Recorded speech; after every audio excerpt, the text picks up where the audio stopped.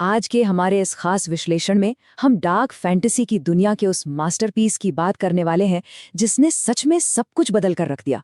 जरा उस सिनेमाई और खौफनाक दुनिया की कल्पना कीजिए। आसमान में छाए घने काले बादल, झमाझम होती भारी बारिश और हर तरफ सिर्फ और सिर्फ बर्बादी। इंसानियत बस अपनी आखिरी सांसें गिन रही है। ये सिर्फ कोई आम कहानी नहीं है, बल्कि अटैक ऑन टाइटन के सर्वनाश से भरे इतिहास का एक ऐसा भव्य और इमोशनल एक्सपीरियंस है जो रोंगटे खड़े कर देता है। आज हम उन्हीं विशाल दीवारों, उन गगनचुंबी राक्षसों और उस खूनी इतिहास की गहराई में जाएंगे जिसने इस पूरी दुनिया को राख के ढेर में बदल दिया। सदियों से लोग उन विशाल आसमान छूती दीवारों के पीछे एक बहुत ही सुरक्षित जीवन का एक भ्रम पालकर बैठे थे। सबको लगता था कि बाहर की दुनिया के उन खूंखार दानवों से वो हमेशा के लिए महफूज है। लेकिन वो शांति ना बस कांच के एक महल जैसी थी। एक ही झटके में एक भयानक गर्जना हुई और उन विशालकाय राक्षसों ने उस शांति को हमेशा हमेशा के लिए चकनाचूर कर दिया। और ये सब शुरू हुआ साल 845 में। यही वो मनहूस वक्त था जब इतिहास के पन्ने हमेशा के लिए पलट गए। कोलोसल टाइटन और आर्मर्ड टाइटन, इन्होंने मिलकर सीधा वॉल मारिया को ही तोड़ डाला। ये कोई छोटा मोटा हमला नहीं था, ये एक ऐसा खौफनाक पल था जिसने रातों रात पूरी दुनिया को धुएं, आग और एक कभी ना खत्म होने वाले दुस्वप्न में ढकेल दिया। मतलब वो दीवारें इंसानियत की आखिरी ढाल थीं और उन्हें बड़ी बेरहमी से कुचल दिया गया था। अध्याय 1, दीवारों का पतन।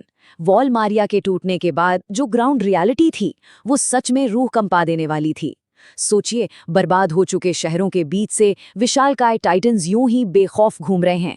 लोग अपनी जान बचाने के लिए बेतहाशा भाग रहे हैं, इमारतें ताश के पत्तों की तरह ढह रही हैं और हर तरफ चीख पुकार मची है। ये इंसानियत के सबसे काले और खौफनाक दौर की बस एक शुरुआत भर थी। और इसी भारी तबाही के बीच एक नौजवान लड़के एरन येगर की जिंदगी पूरी तरह से पलट जाती है। अपनी ही आंखों के सामने अपनी मां को एक टाइटन के हाथों बेरहमी से मारे जाते देखना, ये एक ऐसा सदमा है जो किसी की भी आत्मा को झकझोर कर रख दे। उस दर्द, उन आंसुओं ने एरन के अंदर एक ऐसा ज्वालामुखी पैदा कर दिया जो कभी शांत नहीं होने वाला था। उस चीखते हुए, गुस्से से भरे एरन ने उसी पल कसम खा ली कि वो इस दुनिया से हर एक टाइटन का नामो निशान मिटा कर रहेगा। और बस यही वो आग थी जिसने उसे सर्वेकोप से जुड़ने का मकसद दिया। अब इस सीन को देखिए, ये बहुत ही शानदार तरीके से दिखाता है कि इंसानियत ने हार बिल्कुल नहीं मानी थी। सर्वे कॉर्प्स के एलीट सोल्जर्स सीधे युद्ध के मैदान में उतर रहे हैं। उनका एक्शन, उनकी कोरियोग्राफी, सब कुछ एकदम नेक्स्ट लेवल है। अपने ओडियम गियर के साथ हवा में कलाबाजियां खाते हुए, धुएं और आग के बीच से उड़ते हुए, ये सैनिक उन गगनचुंबी राक्षसों से सीधे भिड़ जाते हैं। ये बहुत ही फास्ट, पावरफुल और जानलेवा लड़ाई है, जहां हर एक सेकेंड मौत से सामना होता है। अध्याय 2, द ग्रेट टाइटन वॉर। अब वर्तमान की इस दिल दहला देने वाली तबाही से थोड़ा पीछे हटते हैं और इतिहास के पन्नों को खंगालते हैं। ये सर्वनाश कोई रातों रात नहीं हुआ था। इसके पीछे एक बहुत ही पुरानी और खूनी पौराणिक कथा है जिसने इस तबाही का बीज बोया था। दीवारों के अंदर रहने वालों को जो सच बताया गया था, असल में वो सिरे से एक झूठ था।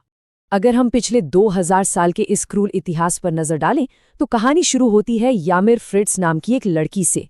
करीब 2000 साल पहले उसे एक रहस्यमयी टाइटन शक्ति मिली। उसके मरने के बाद वो शक्ति 9 अलग अलग टाइटन्स में बंट गई। फिर सदियों तक एल्डियन साम्राज्य ने इन्हीं शक्तियों के दम पर बाकी देशों पर बेरहमी से कब्जा जमाया।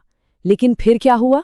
टाइटन परिवारों के बीच ही एक भयानक ग्रह युद्ध छिड़ गया, जिसे द ग्रेट टाइटन वॉर कहा गया। हार मानकर राजा कार्ल फ्रिट्ज अपने लोगों के साथ पैराडिस द्वीप पर चला गया। उसने मारिया रोज और सीना नाम की 3 विशाल दीवारें खड़ी की और पूरी दुनिया को भुला देने के लिए अपने ही लोगों की यादें मिटा दी। यहाँ पर सबसे दिलचस्प बात यह है कि जब एल्डियंस आपस में लड़कट रहे थे तो मार्ले नाम के एक राष्ट्र ने इस मौके का पूरा फायदा उठाया। मार्ले ने ज्यादातर एल्डियंस को हरा दिया और उनकी कई टाइटन शक्तियों पर अपना कंट्रोल कर लिया।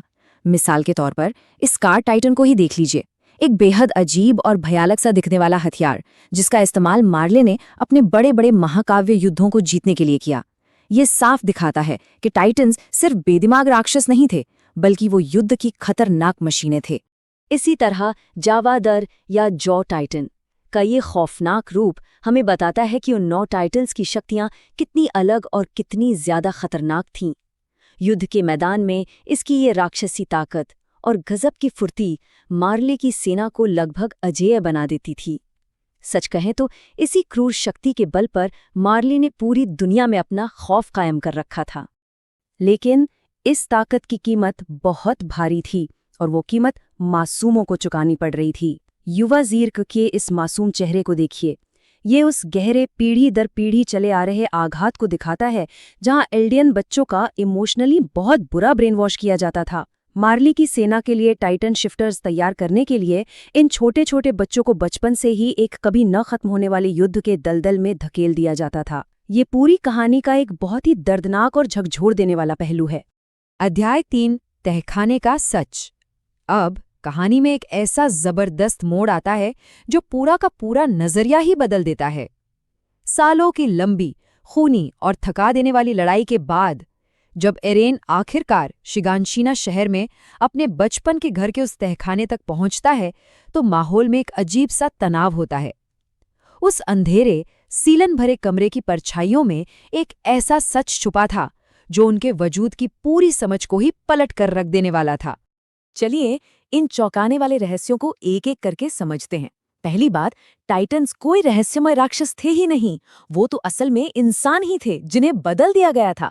आर्मर्ड और कोलोसल टाइटन जैसे विनाशकारी राक्षसों के अंदर तो बुद्धिमान इंसान ही छुपे बैठे थे।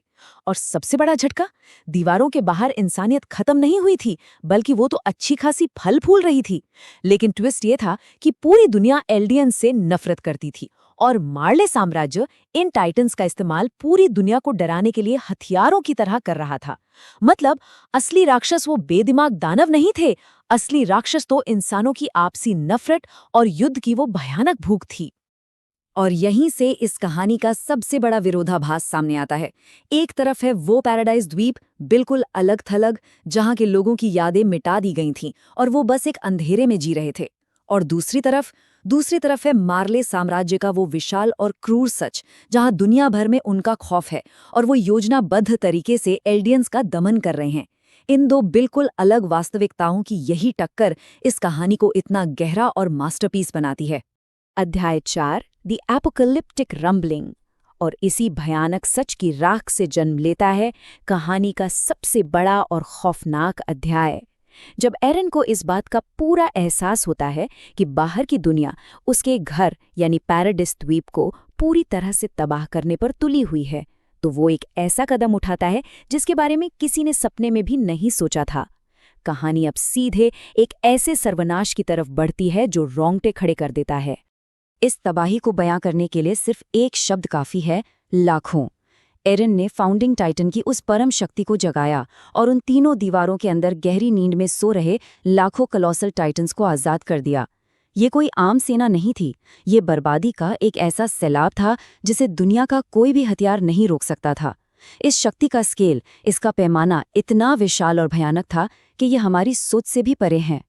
इसे नाम दिया गया द रंबलिंग।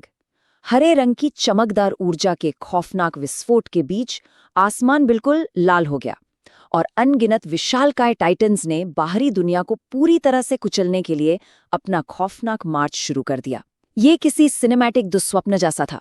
पहाड़ों जितने बड़े वो राक्षस एक साथ कदमताल करते हुए आगे बढ़ रहे थे और उनके पैरों तले सभ्यताएं, शहर, पूरी की पूरी दुनिया बस राख में बदलती जा रही थी। ये सच में दुनिया के अंत का एकदम रियल नजारा था।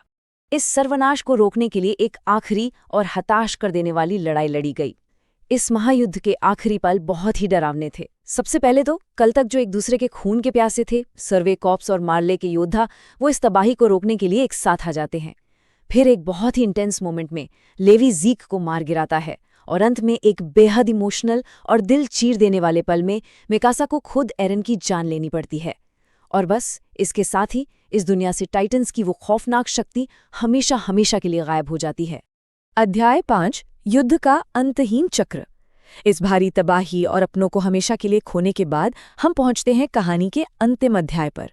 दुनिया में अब शांति है, लेकिन ये शांति एक पूरी तरह से बर्बाद हो चुकी दुनिया की राख पर खड़ी है। खून और आंसुओं से सनी इस जमीन पर खड़े होकर बस एक अजीब सा खालीपन महसूस होता है। ये एक ऐसा इमोशनल आफ्टरमैथ है जो सच में अंदर तक बेचैन कर देता है।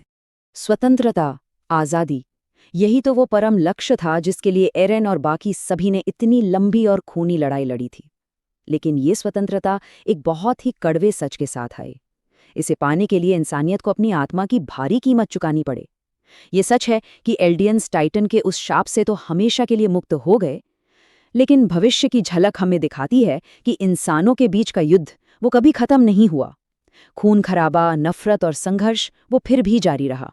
और यहीं पर आकर इस कहानी के अंत में हम एक बहुत ही गहरे और झकझोर देने वाले सवाल के साथ खड़े हो जाते हैं। टाइटन्स के बिना भी क्या इंसानियत कभी सचमुच हिंसा के इस अंतहीन चक्र से बाहर निकल पाएगी? क्या नफरत और युद्ध हमारे स्वभाव का एक ऐसा हिस्सा है जिसे दुनिया की कोई भी क्रांति नहीं मिटा सकती? इस भारी और दार्शनिक विचार के साथ हम आज के इस विश्लेषण को यहीं समाप्त करते हैं। इस